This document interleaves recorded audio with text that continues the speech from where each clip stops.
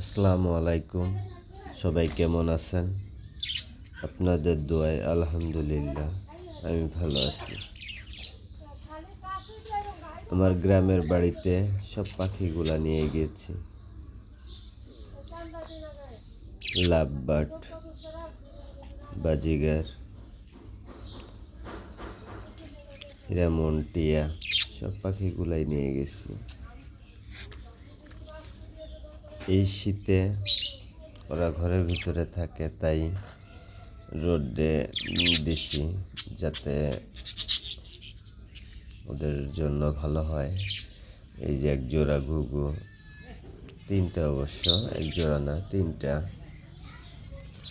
ওদের একটা বাচ্চা আছে সাথে। এই যে লাভবার্ড জোড়ার একটা চলে গেছে, একটা আছে। সবাই ভালো থাকবেন।